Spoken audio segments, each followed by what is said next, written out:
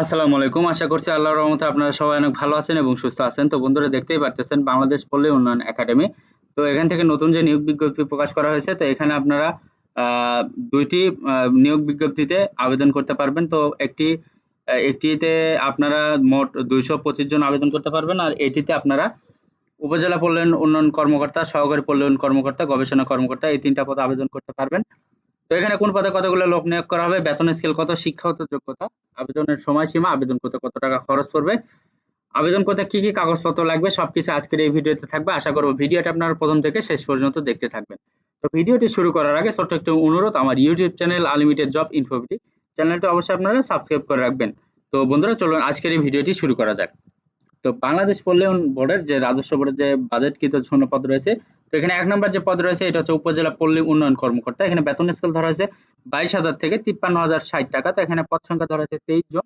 তো শিক্ষাগত যোগ্যতা প্রথম শ্রেণীর স্নাতক ডিগ্রি অথবা দ্বিতীয় শ্রেণীর স্নাতক সম্মান এবং স্নাতকোত্তর ডিগ্রি অথবা দ্বিতীয় শ্রেণীর ৪ বছর মেয়াদের স্নাতক সম্মান ডিগ্রি থাকতে হবে।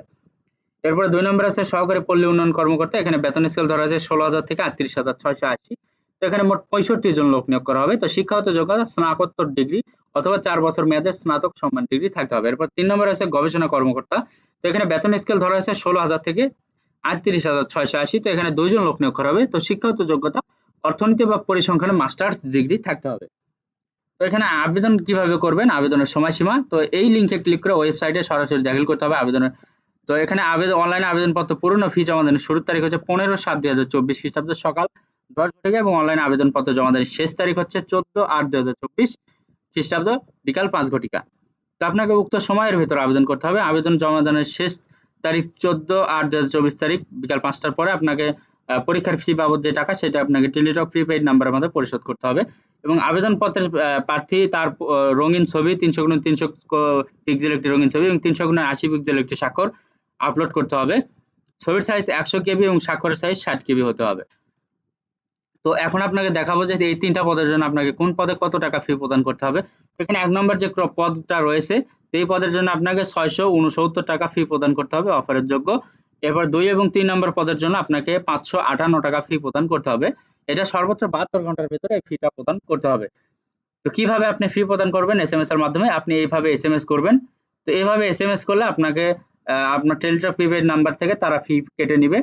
আপনি যে পদে আবেদন করছেন। তো দ্বিতীয় এসএমএস এ আপনি এইভাবে এসএমএস করবেন।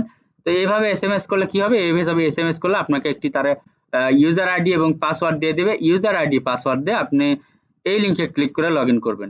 ইউজার আইডি পাসওয়ার্ড দিয়ে এই লিংকে ক্লিক করে লগইন করার পরে আপনি ওখানে দেখতে পারবেন যে আপনার রোল নাম্বার থাকবে, পদের নাম থাকবে, ছবি থাকবে, পরীক্ষার তারিখ, সময় ও পরীক্ষার স্থান, কেন্দ্রের নাম ইত্যাদি সম্বলিত একটি প্রবেশপত্র থাকবে। অবশ্যই সেটি ডাউনলোড পূর্বক রঙিন প্রিন্ট করে বের করে নিতে হবে। এই প্রবেশপত্রটি লিখিত পরীক্ষার সময় প্রদর্শন করতে হবে। লিখিত পরীক্ষা উত্তীর্ণ হলে ব্যবহারিক বা মৌখিক পরীক্ষার সময় প্রদর্শন করতে হবে।